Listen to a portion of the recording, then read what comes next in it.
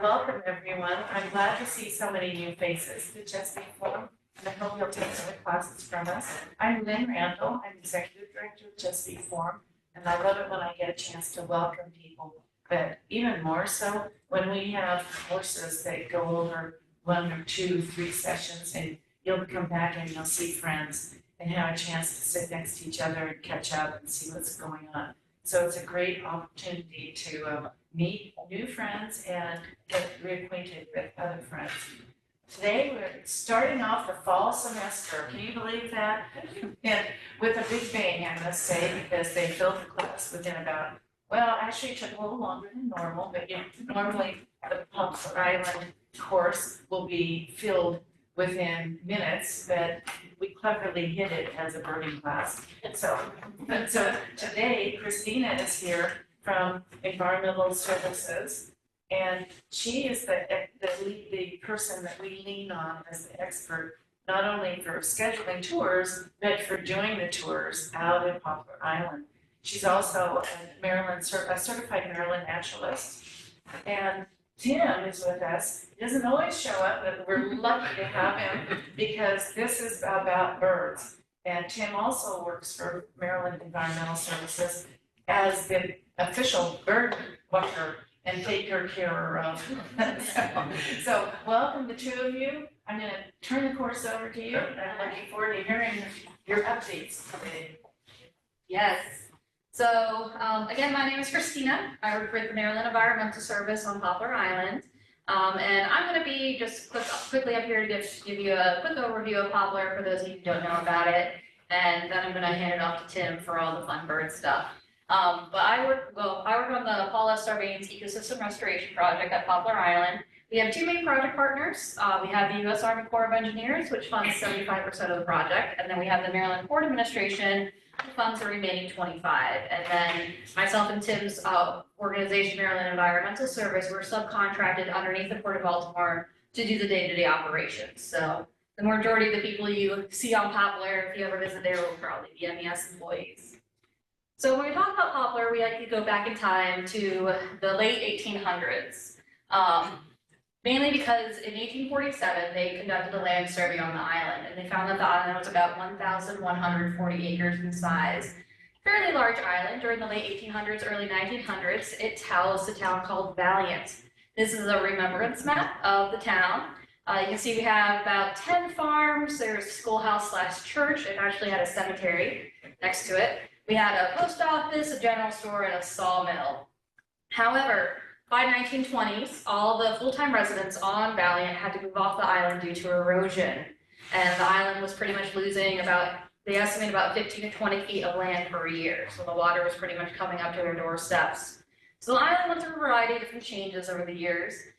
This is the island when it was in the 60s. In the mid-1900s, the island was owned by the Democratic National Party, where we had a couple of big-name presidents that would come and visit, like Franklin Delano Roosevelt and Harry S. Truman. They visited the island, and then unfortunately it was still continuing to erode away until we came in 1993, and we conducted another land survey, and we found that the island had shrunk to less than 5 acres in size.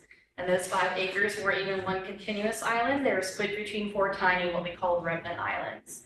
So the island lost over 99% of its land mass in a relatively short period of time, geologically speaking. So you can kind of see we have a superimposed image of the island, its footprint in 1847 and the 1993 land mass. So you can definitely see that there is a lot of land that unfortunately was washed away. However, in 1993, they estimated in that land survey that by the year 2000, the entirety of the island would be washed away. However, we are well past the year 2000, and the island currently looks like this. So we're a little bit bigger than completely washed away. We're currently at 1,715 acres, and we are currently restoring habitat in those acres. We're restoring mainly wetland and upland habitats that we have in there. And so we were able to find a solution. There we go. We were, focus more on the video screen. Which one? There's a comment on the, oh.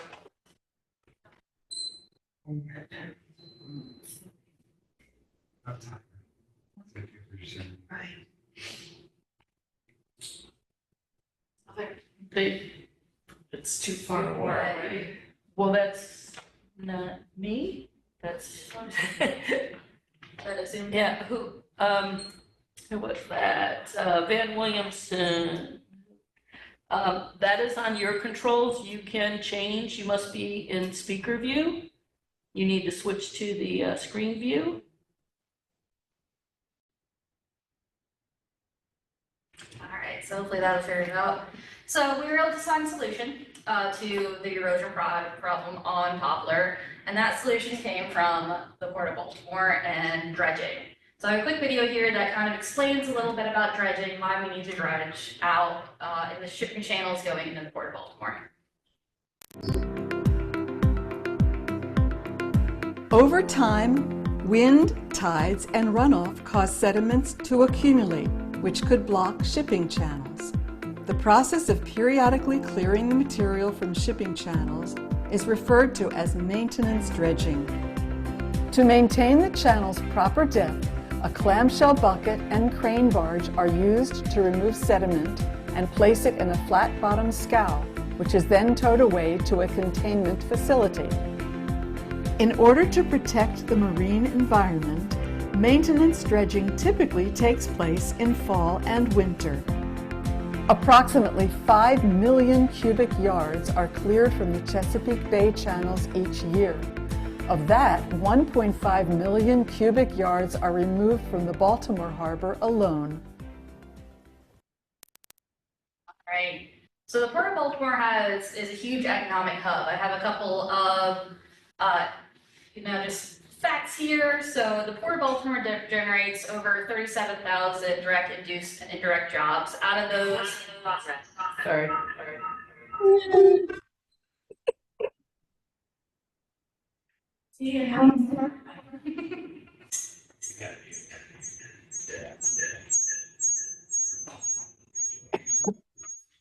Trying to get back to the lead button.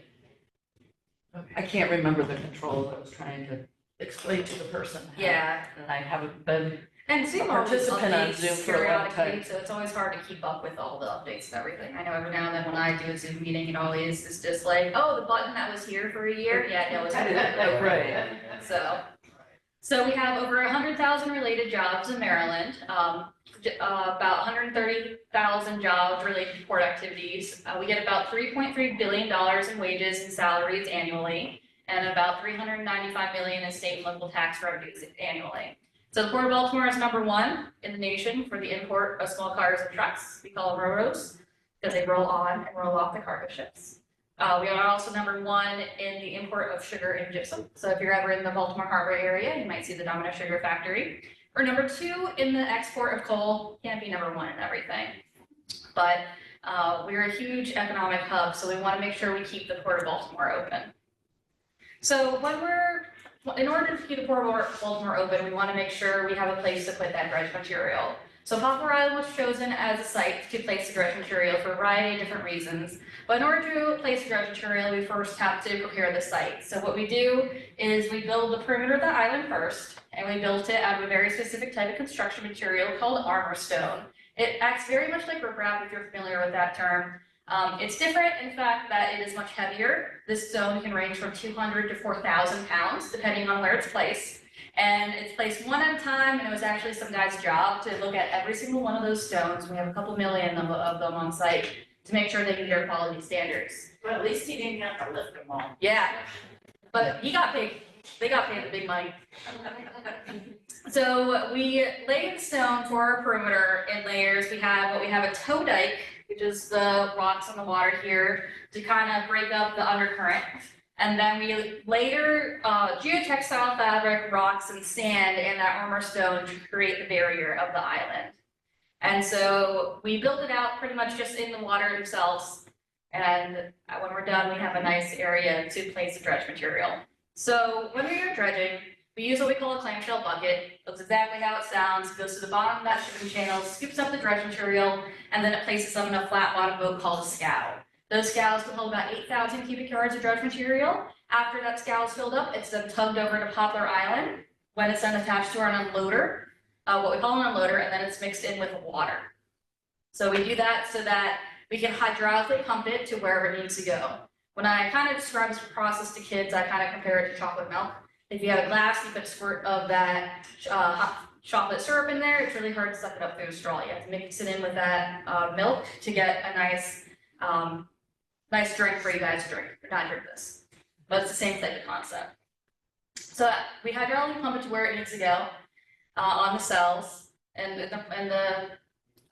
what we use words. So it's called a slurry. It's about 90% water, 10% dredge material. And so here's it getting inflowed onto the island. So inflowing usually happens in the fall and winter months, just because that's the time of year where it's less likely to affect our marine wildlife. So after we get the dredge material onto the cell, we want to dry it out as much as possible so that we can work with it. So this is what we want the cell to look like. This is called crust management. So we want it to look very crusty and dry it out as much as we can. One, the more water we take out of that material, the more material we can then put back on. And then two, the more compact it is, the more we're able to put our specialized pieces of machinery on it to start creating habitat features. So on Poplar, we have a capacity about 68 million cubic yards of dredge material. We get about 2 million cubic yards of dredge material every year, and that causes us to have about 30 plus years of capacity. So we have 30 years of keeping that Port of Baltimore open for business. So we initially wanted the island to be its historical acreage of 1,140 acres. However, since we need to make sure we have a 20-year plan of where we're going to put that dredge material, there is a need for more space. So we're able to do some sampling around the island, and we're able to prove that the island was actually much larger in its history prior to 1847. So we started a 575-acre expansion that we placed out there starting in 2017, and we finished the perimeter of it in 2021. And we are currently at a total approved acreage of 1,715. So when we're planting the cells, this is cell 1C, and this is where it was first planted. So you can see we have our channel systems that we dug out. We have some dirt there that we placed, and then we have little stubbles of grass in there. So pretty much this is just to show how quickly the wetland cells get established on the island. So we have April when those first planted, and then we have May, then we have June, July, there's August, September, October, November, and it looks like it's been there forever, doesn't it? And then here is it today. So really fun to see the progress going, and it's also really interesting because in this cell itself, if you look at the trees there, those trees were actually volunteer species. They came there on their own. So it's amazing how quickly the habitat established itself and how quickly the environment kind of established itself with everything, including the plants and animals. So we have 3 project goals of the Poplar Island project. The first one is we want to make sure we're optimizing the placement capacity for that dredge material. This island would not even exist without the need to beneficially use that dredge material from the approach channels going into the Port of Baltimore. We want to make sure we are restoring this remote island habitat. These remote islands are very important to a lot of our animals, especially our migratory animals, as kind of a safe haven, just because these islands are separated from the mainland, which means they're separated from a lot of the mainland hazards and a lot of the mainland predators. So a lot of animals are attracted to these remote islands as sort of a soft river safe space for them. And we want to make sure we cause no harm to the environment. So we have a lot of rules and regulations that we follow. We want to make sure that at any point in the process, we are causing no harm both on and around the island. So I'm going to hand it over to Tim, and he's going to talk a little bit about the birds. Can I ask a question? Of course.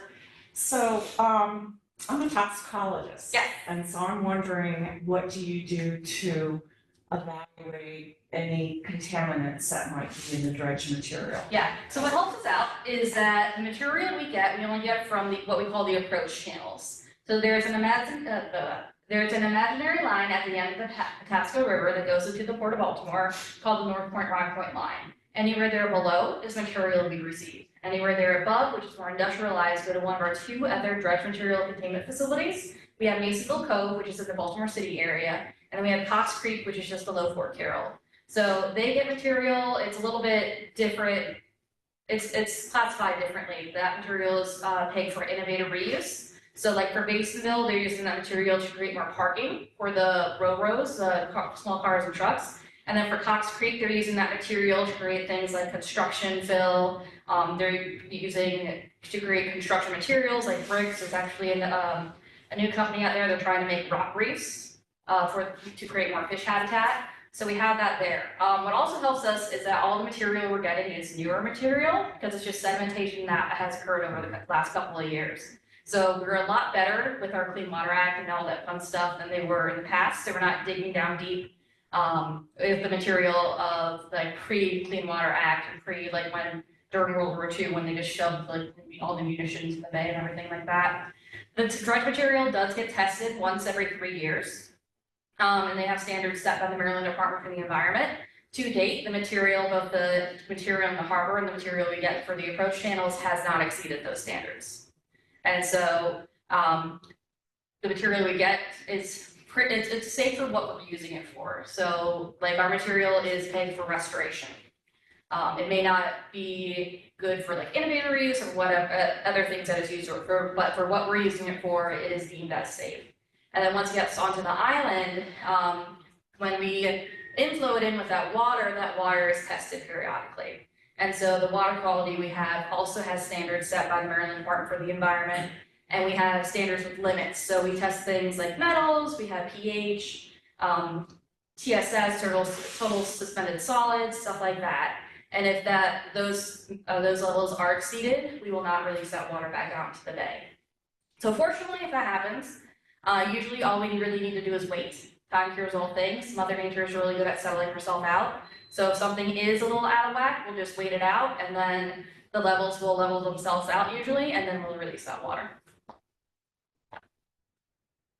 That was a long answer to the. It was a good question. Yeah. Well, It's very complex and it's yeah. issue, and you worry more about things that bioaccumulate and can get in the food chain, and you know, obviously the plants are doing okay, but then you wonder about the animals and getting into pristine waters or that type of thing, or getting into the fish Right, that we that's consume. a really good observation, but I'm guessing that Tim can answer that question a little bit because the birds have flourished. Is that correct? We've got things that were never there before, but in a good way, not invasive, like. But yeah, there's a lot of sampling.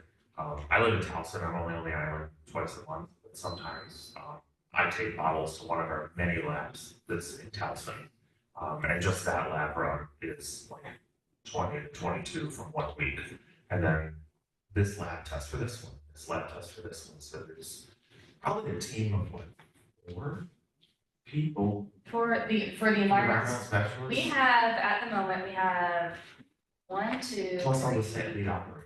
We have I would say 3 field environmental specialists that are actively out, you know, doing the water quality samplings. We have 2 lead environmental specialists that can do it and oversee everything. We have they look at a lot of our permitting and our requirements for that. And then we have our inspection staff, which is about half a dozen, which they are also doing water quality monitoring. So their entire jobs for when they're out there is to make sure we are complying with, you know, causing no harm with all of our standards and making sure we're doing our permit required testing. Beyond MES, we have PIs, which is a principal investigator or project investigator, depending on who you ask. I still haven't the official answer to that, but we have UMC's University of Maryland Center for Environmental Science. They do a lot of the nutrient studies in the wetland cells to see the nutrient uptake in the plants. They do sedimentation. They did a carbon sequestration Something like that. Yeah. I'm the bird guy, not the chemistry guy.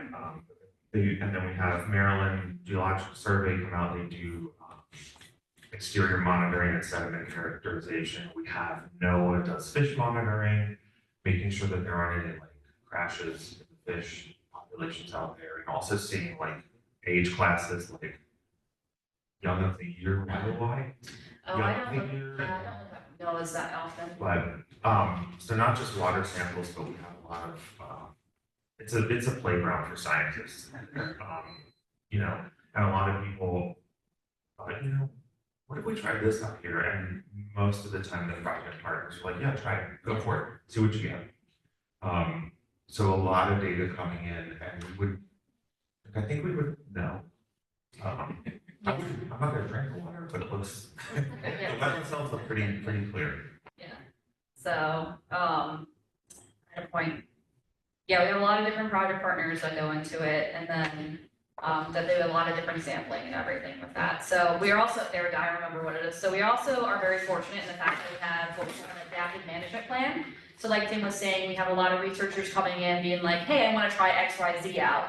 And we're able to do that. So it goes with one of ours causing no harm. So we're able to come together as a project team with all of our project partners, like Tim said, NOAA, University of Maryland Center for Environmental Science, other universities, other federal and state agencies come together to talk about the project.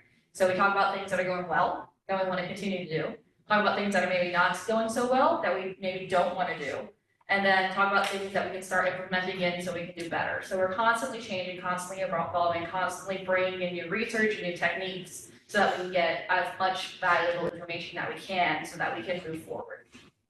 Thank you. All right, so I'm gonna hand it over to. Sure.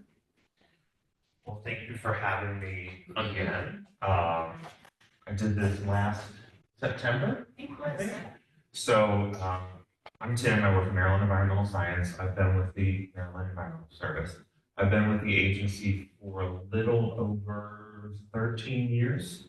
And I've been birding for about 32 years. It was a class project in elementary school that kind of spiraled out of control. It just really, like, in fourth grade is that age where you start to realize your power, I think. Like, in Scouts, you can build things.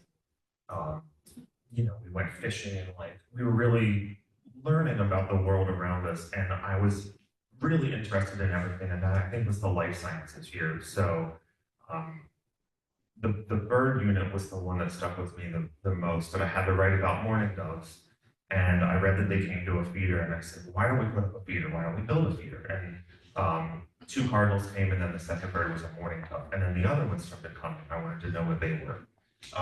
And my grandmother was in the bird club, still is, and said, I'm going to take you to Blackwater. So I got to see eagles for the first time, thunder swans, snow geese, and realized that there's more than just the backyard bird.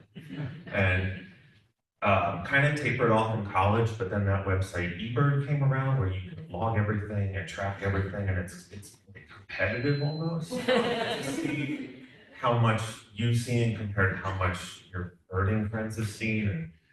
And then I was asked to do bird surveys for MES, which is fantastic. I get paid to go birding. So I do Poplar Island. Oh, I'm gonna get into all that. Let me not ramble right off the bat. So is this? Yeah, I was afraid it wasn't working. Oh, no. It goes to sleep if you leave it alone too long. Okay, well, I think we're good. So with Poplar Island, Christina showed the map of all the different cells that we've divided the island into, and I think a little over half are wetland cells, and the other are upland cells. And within those cells, we implement certain habitat features, specifically for birds and for specific birds. So, like, this is a habitat island in the cell. It's basically got a moat around it. So if the bay were to freeze and foxes walked over to the island again like they did one year, that any birds that would be nesting on the island would be protected from them. And then there's also a lot of little channels, and these are where the waterfowl can kind of hide if they want to, rather than being out on the open water. So the nesting islands we constructed for ground nesting colonial water birds, terns, and colonial wading birds, herons, egrets, ibis. I think that's pretty much it. So there are 16 total acres of islands, and 8 of them have sparse vegetation for the terns because they like to nest on the gravel, and then 8 are shrub covered for the herons, egrets that nest in the bushes. We also implemented hummocks, which are just a rise in the wetland cells for black ducks, and found that everything but black ducks would feed but that's the adaptive management thing that we talked about. We said, well, okay, well, let's just revise it and say we're gonna either not build hummocks for black ducks, or we're gonna build hummocks for American bittern to overwinter in. There are high marsh ponds, so it's not just the low marsh along the inlet that has the ponds, and then mud flats. So mud flats are the big one for me because that's where you get all the shorebirds, and that's where you find the rare birds. Most of the Poplar Island rare birds have been shorebirds, and I'll get to what a shorebird is eventually. Why count birds? I've been asked this even by members of my family, like, why do you get paid for that? So it does seem odd at first, but the point of Poplar, besides a place to put clean dredge material, is habitat restoration, and birds are a great metric for that. We can say, this bird wasn't here when we created this island in this cell, then we planted it, then this bird showed up 3 years later, and then 5 years later they were breeding. Birds that aren't found anywhere else in the county are out on the island. Birds that are found everywhere in the county are also breeding there. We also are getting a better understanding of migration patterns. There's not a lot of like clean wetland habitat that you can survey regularly, and there's definitely not a lot of mudflats in Maryland. So like the Delaware coast, Bombay Hook, all the wildlife refuges have those tidal mudflats where there's just a sea of mud with thousands of shorebirds on it. We don't really have that in Maryland. There's a few marshes down in Worcester and Somerset counties where it's similar to Delaware, but nowhere near as many. But with dredge material, there's undeveloped cells with just dredge material. It's basically a giant mudflat. So that was kind of like an unintended good consequence of these sites is, we're building all this habitat, this vegetated wetland habitat for birds, but the dredge material is habitat in itself. And then we're seeing birds using that dredge material that we don't really see often in the state anywhere else, just because there aren't giant mudflats. And it's a great outreach tool. I can say, hey, birding community, we found this rare so-and-so, you should come out and see it. And then we do birding tours probably 8. You do about 8 a year. Yeah. We do some pop-up tours if there's, Christina has openings, but so it kind of brings the public out to the island to see the birds, but while they're there, they can also see what we're doing in general and see that, it's a very active site with a lot of people monitoring it. This is Jan Reese, local birding legend from Tillman Island. He was contracted in October 2002 to start the bird surveys. So Jan did bi-monthly bird surveys twice a month, occasionally 3 times a month, occasionally once a month if the weather was bad. But Jan started from the beginning, got our baseline, and started, I think he started realizing just what was out there and that it was going to be a big deal, and it was.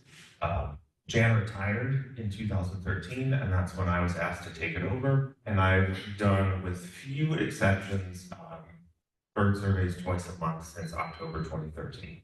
There were maybe 4 months since then where I only got to do one because of the weather. Sometimes it's just really difficult to get out there, and I have a busy schedule back home. I live in Towson, and I do a lot of other bird sites and general field monitoring.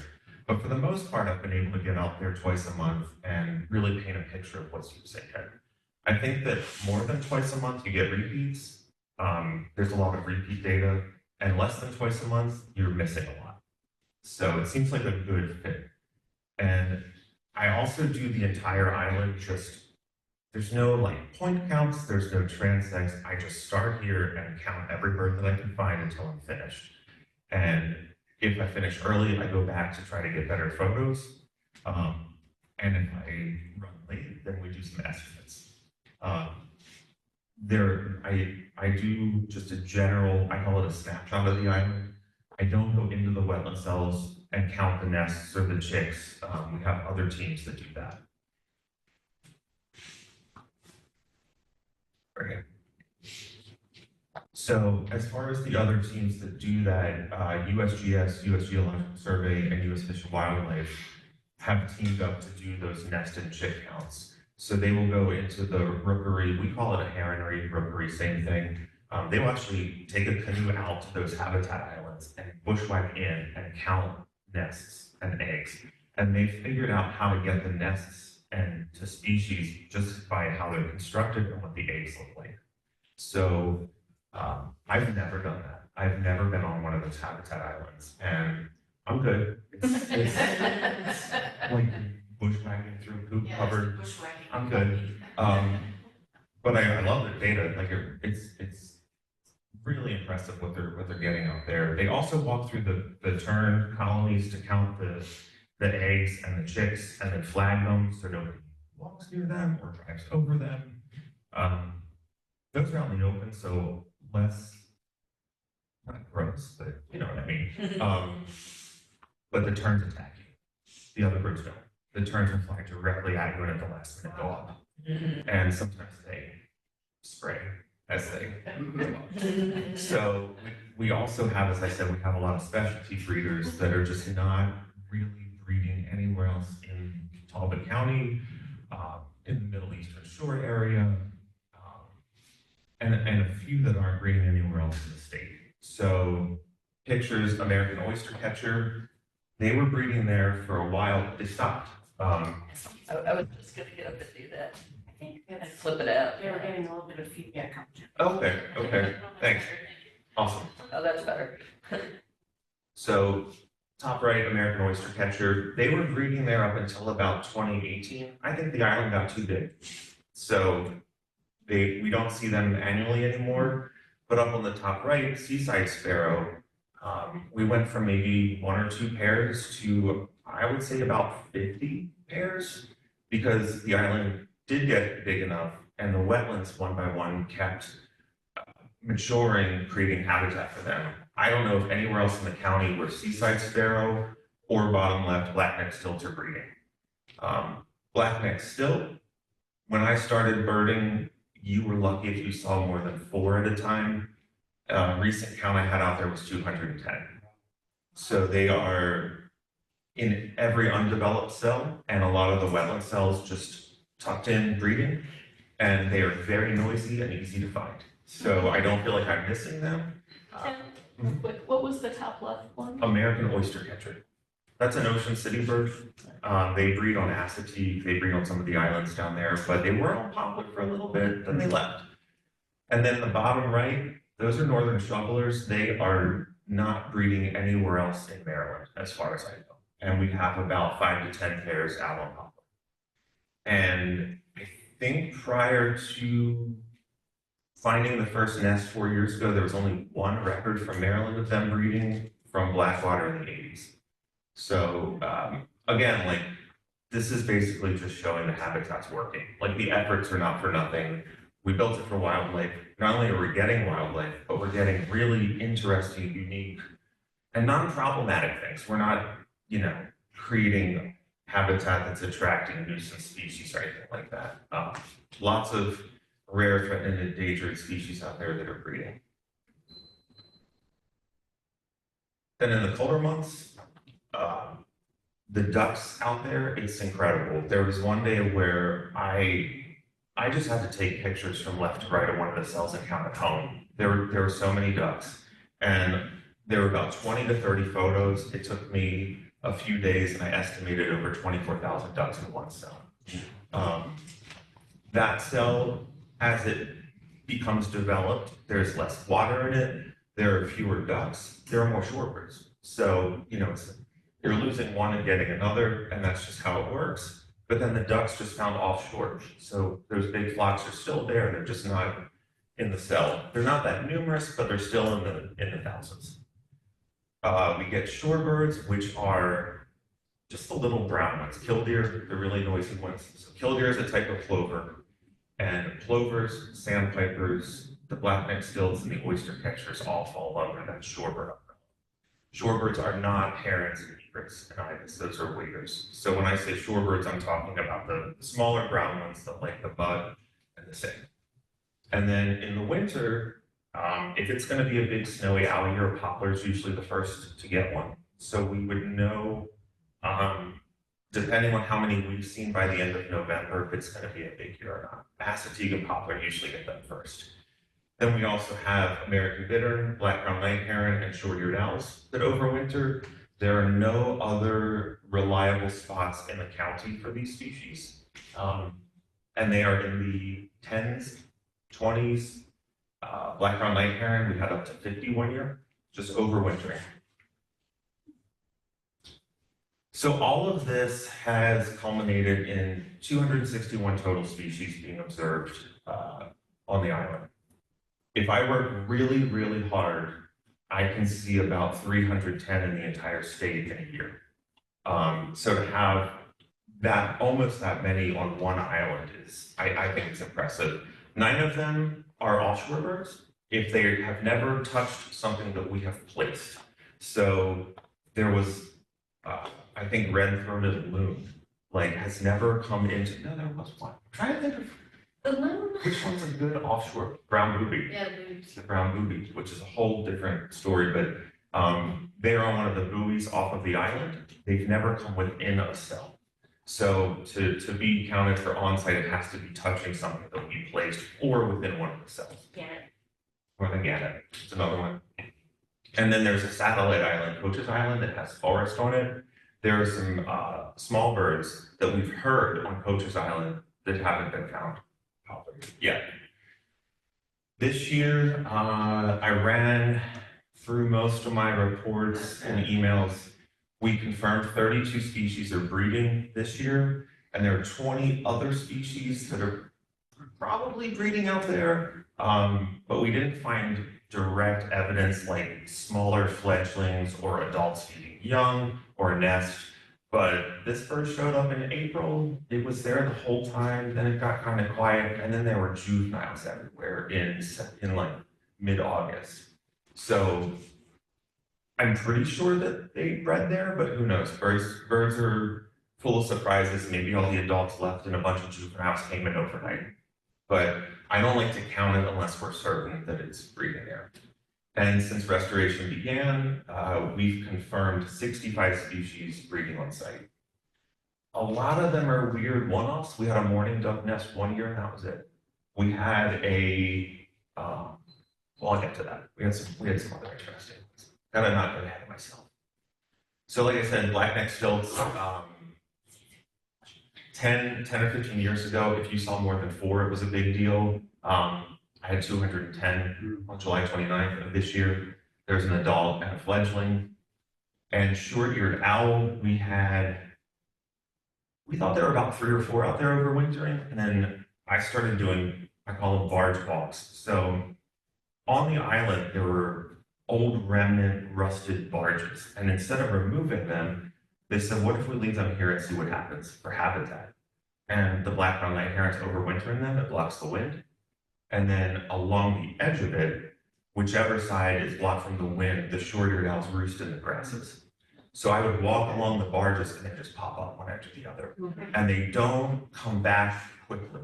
So they'll circle around a little bit. So every new one that popped up is a different bird until you get to the very end. And then by then, there are a few repeats. So one time my actual count was 33, but I wasn't 100% certain that the last few birds weren't repeats, so I went with 29, which is really high. Talked about the shovelers. So northern shoveler first nest was 2019. We don't know of anywhere else in the state where they're breeding. They've bred every summer since then, and they are increasing. I think we had 10 plus pairs this season. Blue-winged teal bred in 2022. Hasn't bred since that we know of, but beyond Poplar, there's a pond on a farm in Frederick County where they found a nest. That's it, in the whole state. Gavel, another duck, started breeding in 2021. And we were the only spot in the state where they were breeding until somebody found a nest on Deal Island. But beyond that, it's just us. And that's another one where there are 10 plus pairs out there in the wetlands. The heronry is, it's incredible to watch, especially if the researchers go in there, because you'll see maybe 20 birds perched on the edge, 20 egrets of herons perched on the edge. And then as soon as they go in there, like 700 birds fly out. We do flush counts. So when the researchers go in, the birds disperse and you count them in the air. Sometimes you take pictures, count the photos. Sometimes you do 10, 20, 30, kind of count by 10s or by 50s. But it is deceptive how many birds are in there. And like I said, USGS and Fish and Wildlife team up to do the nest counts. So we don't have the 2024 numbers yet, but there were 411 mixed egret nests. You can't really tell the snowy and cattle egret nests apart from each other. 192 glossy ibis nests. So that's nests. That's 2 adult birds and up to 4 or 5 chicks. And if you extrapolate that over all the nests, it's thousands of birds are in there. And then by late August, early September, they're gone. They just all do this mass exodus. Few snowy egrets and little blue herons are still in there, but I did not see glossy ibis or black-crowned night heron in the past probably 4 weeks in there. Oh, 2024. It's pending, like I said, but from what I've heard, the numbers are about the same. Also have some 2022 numbers to show most of them are increasing. Little blue heron dropped to 3 nests last year, but this year I think there were 8. We go in and have the, we don't go in, but USGS and Fish and Wildlife, they go into the tern colonies. Pretty sure everybody knows what terns are, but if not, they're kind of like a better gull. They are not as messy, they won't steal your french fries, they're more graceful, they dive for fish. They will attack you if you get too close to the nest, but gulls will too. So we have the largest and most successful breeding colony of common terns in the state. Other really good colonies are Skimmer Island in Ocean City. There's a colony on the barge at Masonville Cove in the Baltimore Harbor. There's some offshore islands down in the Worcester County bays, but Poplar has the biggest. We also have some very large least tern colonies. They're a little more fickle. They're very affected by flooding and rains, and also our black-crowned night herons, great blue herons, and some other birds have figured out that tern chicks are very easy to catch and eat, like little chicken nuggets for the birds. And then we have game cameras for the herons that sneak in at night. But for the most part, we haven't had any kind of like a crash. So if the tern colony floods and there's enough time, they just start over somewhere higher up. But there hasn't been a year where we've lost everything. They normally rebound pretty well. And then the shorebirds. So this is where it gets a little maybe too detailed. So I'm gonna do my best here. There are a lot of shorebird species in Maryland, and they are all brown, and they all look the same unless you get really close up. These are like among the more unique looking ones. So golden plover, Hudsonian godwit with a really long pink bill, semi-palmated plover, which is a mini killdeer, and a dowitcher, another one with a really long bill, not as long as the godwit. These are some of the more eye-catching and obvious ones, but this is normally what you're dealing with out there. There are probably 5 to 10 species in each photo, and they're all running around, and if an eagle or a falcon flies over, they all leave. So it's very challenging to count them. So what I normally do is as soon as I find them, I'll do a tens count. And I'll be like, all right, we've got about 960 birds here. So before an eagle can scare them away, I at least have that count. Then I go in and I try to fine tune it. I start with the largest ones and I go to the smallest ones. So I'll pick out the really big ones like greater yellow legs or godwit, and I'll go all the way down to what we call peeps. Peeps are, depending on what bird you ask, 3 to 6 species of tiny sandpiper. And the differences in peeps basically have to be holding the bird. It took me 2 or 3 years to get it down how to identify them through a scope. So there are 2 species in this photo. They migrate at different times, they breed in different areas, they winter in different areas, they are not in the same genus, and they look almost the same. But this bottom left bird has a slight droop on the bill, and the other 4 is just a straight bill. And the bottom left bird, the legs are less yellow than the others. So those are like bright yellow. This one's a little bit more greenish yellow. So this is a stilt sandpiper, and those are lesser yellow legs. And to a new birder, that's really difficult, especially if they're like half a mile out and running around. So that's why we really like to do the birding tours, because there's always a mix of like experts and beginners, and Poplar's a great place to see these fine details up close and have the experts kind of interpret what to look for.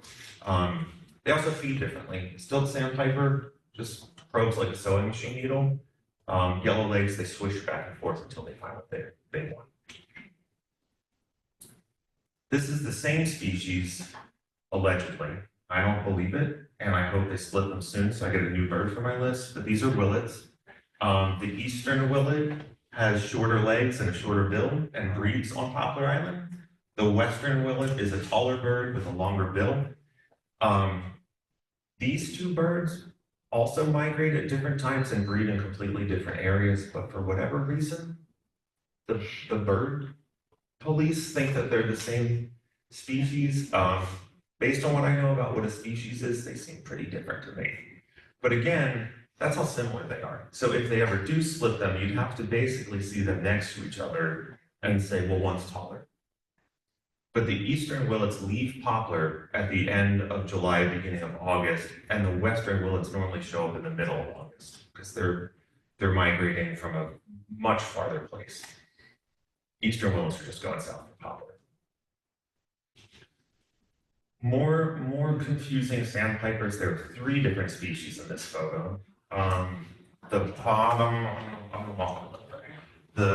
these 3 on the bottom, a little bit browner, a little bit more pot-bellied, yellow legs. Those are pectoral sandpipers. This one bird, the streaking goes down the flank, whereas on these birds, there's no streaking on the flanks. This bird, the wings cross and go a little bit behind the tail. These birds, the wings are even with the tail. That's how minute the details are. So this, Going back to our bird book. yeah. So this is a white rump sandpiper. These are semi-palmated sandpipers. Those are pectoral sandpipers. To a new birder, they look very similar. But then the more you do it, like I can pick them out at a distance now, just because I know like how they feed, and the white rumps are like a little bit farther out in the water, and the pectorals or pecks they like the grassy areas a little bit better. I don't know why all these birds are on a rock, but it made a really good comparison photo. So normally I trick people and say which species is different, and everybody says, oh, the gray one up top, because the other ones are orange, but this is the same species. These are all short-billed dowitchers. It's just that one's a juvenile, and these are adults.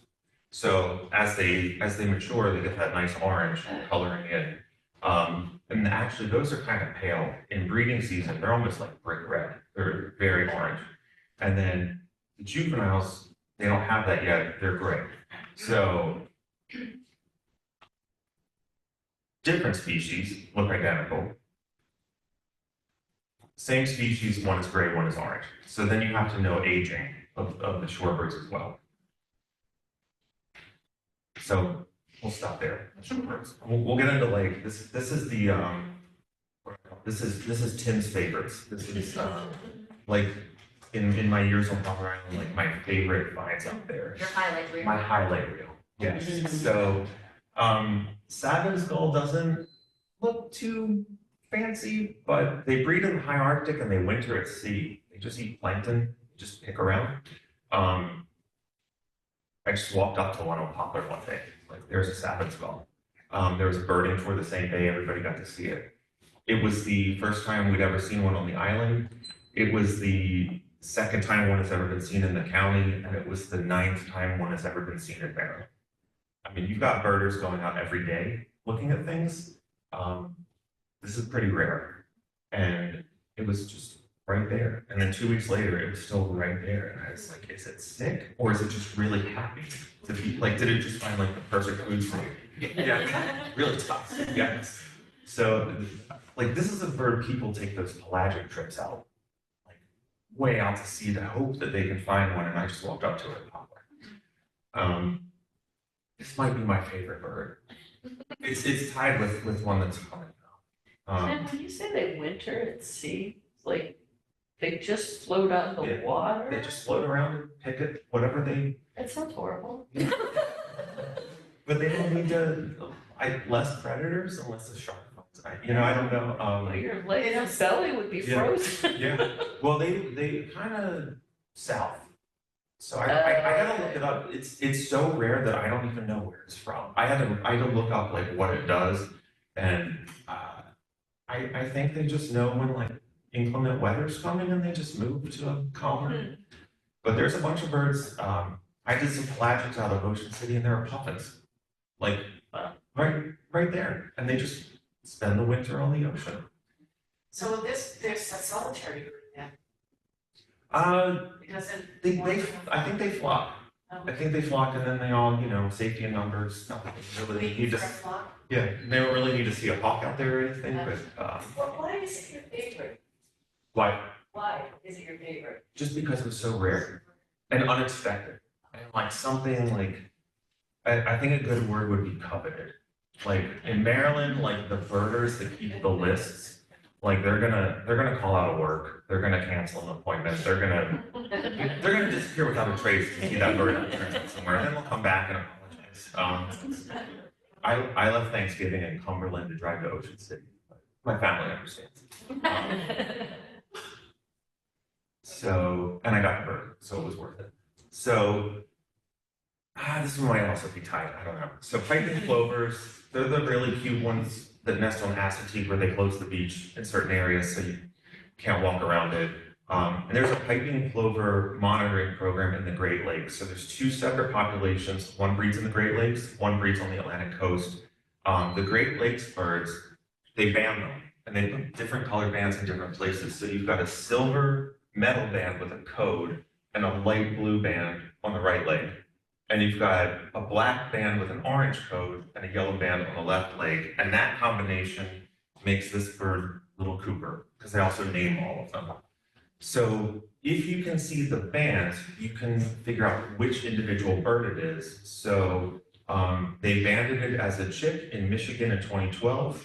Somebody found it again in January 2018 in Florida, and it goes back to Ontario every summer and breeds there. So they know the exact life history, flight itinerary of this bird based on the bands. And then it stopped at Poplar on July 25th, 2019. I think 3 people got to see it, wasn't there the next day. But again, like Christina said, Poplar's a really good stopover point for these birds that just need a place to rest, but need the mud flats or the sand that we don't have many other places. Was it heading north or south at that point? It breeds in Ontario in the summer. If it was July, it would be heading south. I think they get there around April, finish early to mid-July, and then keep going. Common terns, again, bands. We band our own birds. Any of the chicks that they can get to, they band. So one of our banded terns I found on Hardmiller Island, which is another one of my sites in 2022. And then one of the birds that ended up on Poplar had a different band from somewhere else that was banded in 2015. And I found that bird again, also in 2022, so we know it was at least 7 years old. Then another one back on Hardmiller We banded on Poplar in 2019 and I saw it in 2022. There was a news story, I have to make a new slide, but one of the poplar birds, they found in Aruba 5 years later. So you can, it's really interesting to see like where they're going, how old they are, when they're arriving, when they're dispersing. And we just started banding at Masonville, but we're doing the little birds. And I'm really excited to see where that goes. Like the warblers and sparrows. This one. So I got 4 ties, I think, so far. Carolina Red's not my favorite. I love them, but they're wonderful. But this wasn't my favorite poplar bird. But they showed up about 8 years ago in summer and sang a lot, which meant they're breeding, or at least on territory, and no one could find a nest. And then one day, June 2022, I saw one fly into our open frontage shed with a piece of grass. And then I heard it, and it was behind this piece of this wooden beam, and there was a nest, and then it flew over to one of our big pieces of equipment with more nesting material. And wrens build dummy nests, so they'll build 2 or 3, maybe 5 nests, and then they pick the one they like the best. So it was probably building a dummy nest in the excavator, and I climbed up to see if I could find it, and I found a barn owl nest instead. We had no idea it was there. They are not known to breed on poplar, but I climbed up on this is a Marshmaster. Yeah, It was our amphibious floating driving vehicle that we used to get out in the wetlands.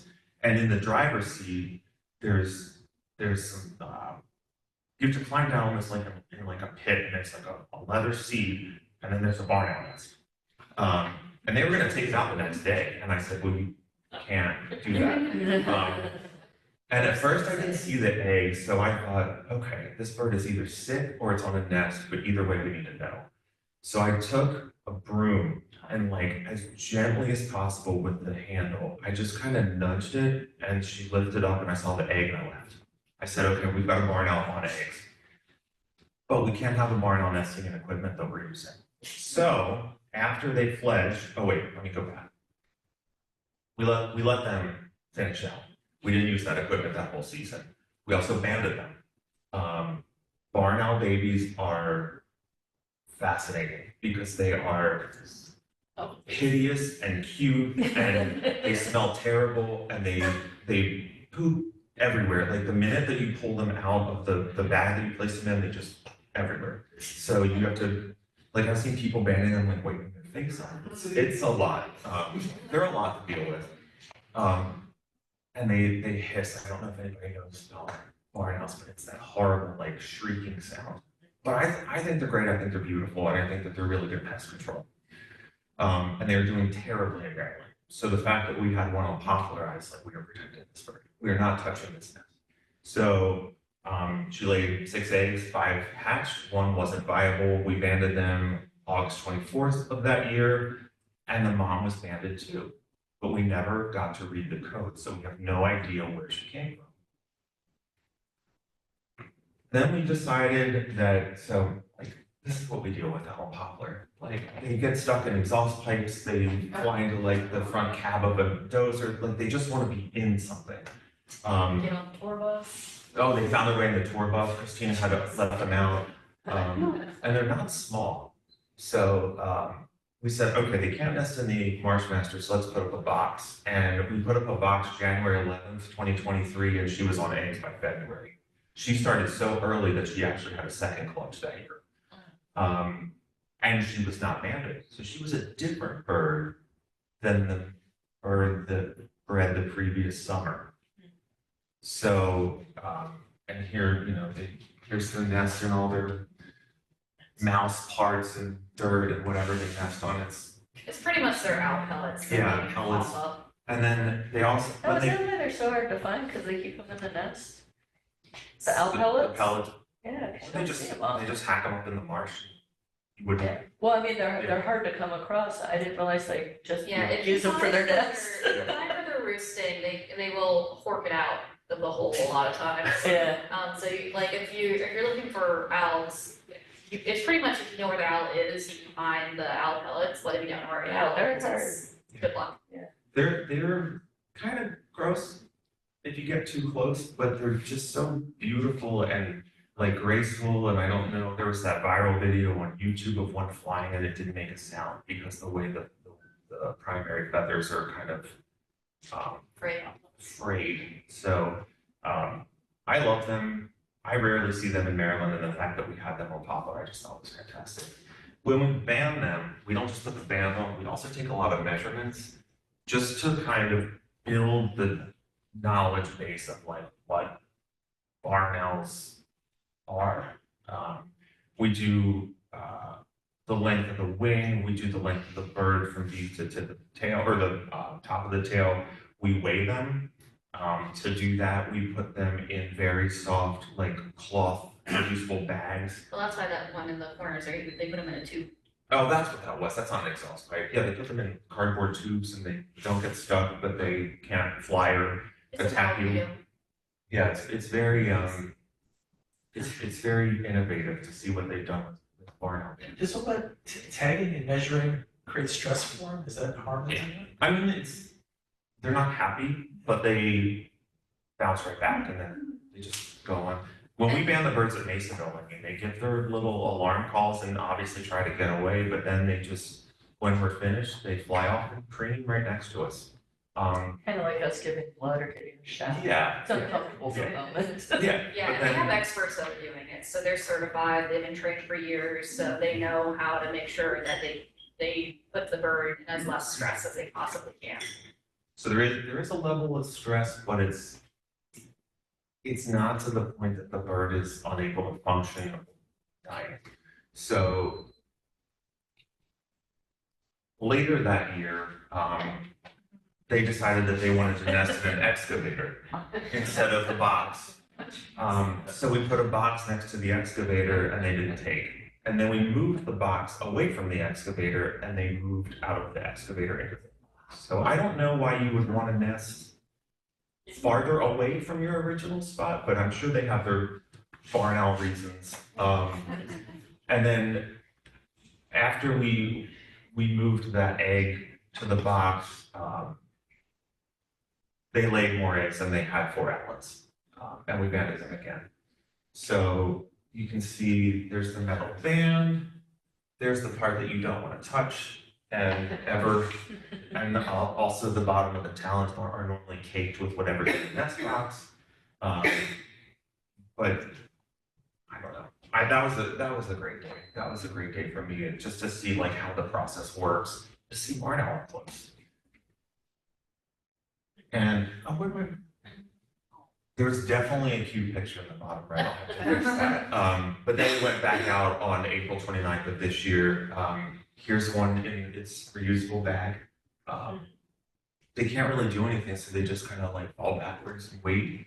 And then fledgling with the down. And what was really interesting was there were 6 owlets in April, and each one was completely different in its progress. So one barely. 6. I thought it was the one.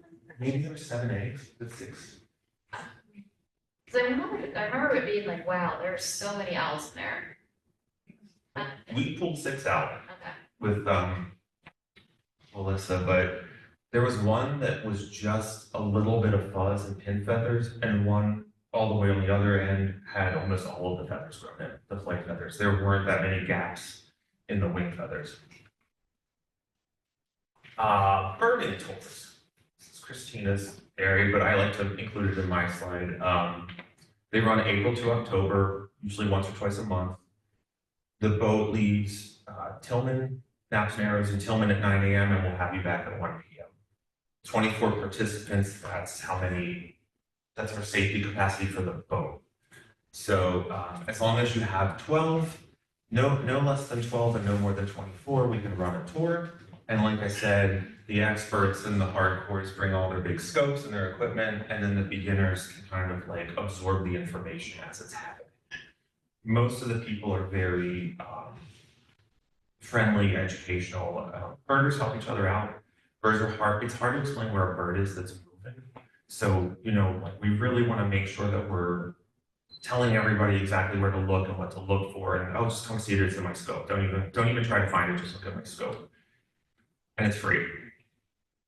And finally, that website, eBird, where you can log all your sightings, has hotspots. These are public areas where there is some kind of draw for the birding community. There are 1,800 or more hotspots in Maryland. Our 4 dredge sites are all in the top 20 for total species out of over 1,800. Poplar is number 18. We don't have trees. So things like pileated woodpecker, big one. White-breasted nuthatch, really common feeder bird, but they like mature oaks. We don't have that, but it will come. So we're going to start developing the upland cells. It's going to be a while, but they're going to be planted to be forested for the most part. And once that develops, we're going to get those birds as well, and the list will keep growing. And earlier I said we had 261 species on the site list. eBird says 265. There are 4 birds that people have counted out there where I don't. Birding's hard. I think they might have gotten it wrong. I'd like to see a picture before I put them on the official list, but it's pretty close. So we're missing a slide. I swear I put it in there. I copy paste this right from the thing. We had a roseate spoonbill last summer, the big pink one. It flew in like, it's almost like I was imagining it. I was on the south end of the island and just this giant pink bird comes in off the bay and just like circles around, and no one could find it after that. I got plenty of pictures, so people. What was it? Roseate spoonbill. It's like a big pink heron, but the bill is spatulated at the end so they can filter out the little organisms in the water that they want. And it's becoming a thing in Maryland now where they just wander up here in midsummer and they stay through September or October. So, I mean, we had like 3 records prior to 2018 maybe, and now it's like just an expected thing. So someone said there was a really bad drought in Florida, so all the juveniles had to disperse because the adults had their territories. And they were just defending them. Then we heard that they're doing so well in Florida, there's too many of them. We heard that birds just wander just to do it, but I'm like, well, why are they here all of a sudden now? But anyway, it flew in and I got pictures and no one could find it the rest of the day. But then we figured out that it was actually using one of the cells on the other side of the island, and it stuck around for about 2 months. And we've been doing, this is our 3rd year, we've been doing like a youth birding program up in Baltimore, kind of targeting like the more underserved neighborhoods around the harbor sites. And like kids with an interest or science or birding or just being outside can come and they get to keep their binoculars, they get to keep their field guides, they get to keep this. Took them to all the dredge sites, and the spoonbill was right there. And that's cool. Because we did a special birding tour for the spoonbill, and it was the one day that it disappeared. So, yeah, but the kids all got to just watch a spoonbill feed. So, with the piping plover, the savage gull, and the barn owls, those are probably my 4 biggest highlights. If you want to come birding with us, 2 email addresses: birdingtours@MENV is for Cox Creek and Hart Miller up in the harbor, Baltimore Harbor. Poplar Tours, Christina. And my email's there if you have any just general bird questions or remember that one, but not those 2. You know, I'm open to bird emails. Yeah, and also the email information that was sent out prior to this class with just links on it. One of them is our DMFP birding site, and that lists all of our sites and it lists all of our announced upcoming birding tours on all of our sites. We have to do a lottery because there's so many people. Hart Miller, we can only take 20 people out. Poplar, 24. Sometimes we get 80 responses. Sometimes we get 15, and we don't have a problem. But when we have like 80 people vying for 20 spots, we just have to do a lottery.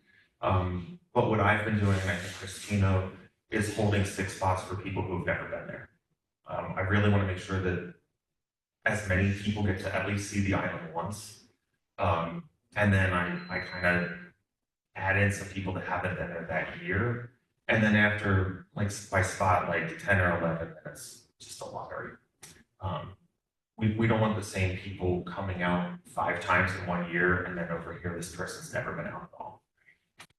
I think that's all. So there's the normal birding tour lasts until 1. Is this tour going to be going longer or are you? No, this is gonna go to the normal times, this is only going to noon, so it'll be a smaller snapshot, but it is specifically birding for you guys. And a lot of the breeding birds are gone, which is actually helpful for a shorter tour because there's less to sort through and you kind of know where stuff is. So, if I don't get out there by then, I will send Christina my list of what I saw last week and where I was, and it'll probably still be there. Yeah, I always look the day We before. know where the- pop spots are. We know where the good stuff is. So everyone, but Christina and Tim, let your people plan on breeding so that they can get the best of you. So just normally make sure you're wearing appropriate clothing, make sure you're wearing closed-toed shoes, you will not be allowed on the boat unless your shoes are closed. I would bring a good pair of binoculars, and if you have a scope, bring a scope. We have a scope on the island I can grab if need be, but they are often far away and there's a couple of places that we're unable to go to because of construction restrictions, so. I try to bring you as close as I can, but sometimes the birds and our capabilities are a little far away. You should get a lot with just binoculars. Yeah. There are trenches around a lot of the undeveloped cells, and that's where all the water and the invertebrates that they want are. So they're all just around the border of some of the cells. You can walk up to some. If you have a tripod to put your scope on, I would bring it. Are we walking through grass? Usually not. There really isn't anything in our wetlands that we would go into. There's like a couple spots I've tried to use through the grass for, but I do it so you guys don't have to. A lot of it's not that we don't have any paved roads, so it'll be, either gravel or dirt areas, or sand. So just prepare for that type of substrate. Is insect repellent a good idea? Always a good idea to bring insect repellent, sunscreen, stuff like that. Yeah, we haven't had too bad of a year for insects yet, but it's a whole week away, and a lot of things can happen within a week on Poplar. One year there was a mosquito spike in late September Oh, that that sucks. nobody was ready for it. I was doing it from inside a car. I couldn't open the window. I brought the 4 out and stopped. We were swarmed in Langston, guys. We don't have to go as inland, but this year, yeah, it's been fine. Yeah, we haven't had a big mosquito year for a while. Again, knock on wood. Well, birds? Yeah, all the swallows left that eat all the flying stuff, and then we got a mosquito spike. So a lot of the birding tours are very much birder led. So where we stop at, it's pretty much a birdocracy there. So if you have cameras, you want to take pictures, we have stops for that. Or we can stop as much as we can, or as much as the group conscience wants to do that. But we take our time. I always say we're on a schedule, but we're not in any rush. So tripods are okay. Tripods are okay, cameras are fine. So several stops, not a zillion stops. We'll do several. It's pretty much where the birds are. And our timing itself, because sometimes, unfortunately, at the moment, a lot of our hot spots, there's one on the southern end of the island, cell 6, and one in our expansions in, cell 8, and those are 4 miles apart. So, The biggest concentrations are the exact opposite ends of the island. yeah, But you can do both in one tour and just kind of like yeah. see what you see along the way, but there's not a whole lot of them right now. It's nice because a lot of our breeding colonies are. What time are we meeting and where? Okay, you're meeting down at Tillman Island. So when you go across the bridge, theirs is the first left turn. Don't go to that parking lot. It's the first left turn is a street. And then you go down a little ways and you'll see a sign for Tillman Island. Or Poplar Island Yeah. land base, Yeah. yeah. It'll all be in the email. You're gonna get an email on Monday next week and They Wednesday. leave at 9 o'clock. Yeah, So we plan on getting there early enough that there's a porta potty there. Everyone kind of gangs up. Christina will hand out life jackets, and then she'll check you off as you get on the boat. But the boat leaves at 9. 25-minute ride. So you get out there about 9:25 and leave about 12:30. So 3 hours of bird. Sure. If you make friends today, you can carpool down to town. Yeah, don't be surprised if you see a lot of cars in the parking lot. Parking lot you guys will be at is the same as our crew parking lot. So it'll look empty like we already left, but we That caught me by surprise. yeah. I had another question about the eBird website. There used to be a website where data were collected regarding bird species, different seasons of the year, how many nests or what have you, how many birds. And I'm wondering, is that the eBird website, or is there another site that is where that's done eBird's by the government? for that example? site started in 2002 and kind of took off in 2006. Yeah, So if it was since then, it would probably be eBird. But there's another one called Trektellen. I think it's a Dutch site. But eBird, you log everything you see. Trektellen only wants active migrants. so the website I'm talking about was created to help understand the effect of either man-made disasters or natural disasters, being weather, and effect on birding populations and migration and recovery and that type of thing. probably not eBird. eBird's more for the listing. Just like you put your list in, your friends and other birders can see what you saw and where, and then go look for those birds that they want to. But also there's a lot of really interesting data, like they're doing modeling now based on like where birds are breeding and wintering, like where the big concentrations are during migration. And you can just look at a range map and see where this bird is found and when. But I haven't heard of anything specific to that website for interpreting results after like weather, stuff like that. Is eBird tied with Merlin? Cornell? Yes. So Merlin is linked to eBird. If you record something or take a picture through Merlin, it'll go into your eBird account.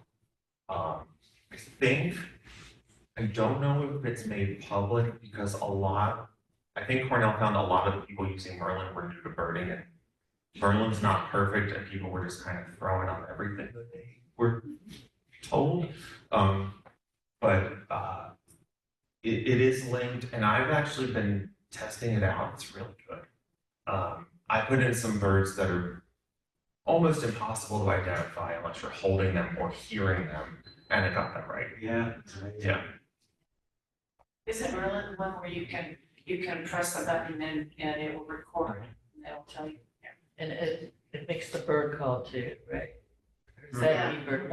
One of them where you can, And Sibley. it has ones, yeah. It's fun to do when you hear a bird and then you play the recording and they start talking. There was another website that Lane Bell has shown us sometimes that shows the time lapse of the migration.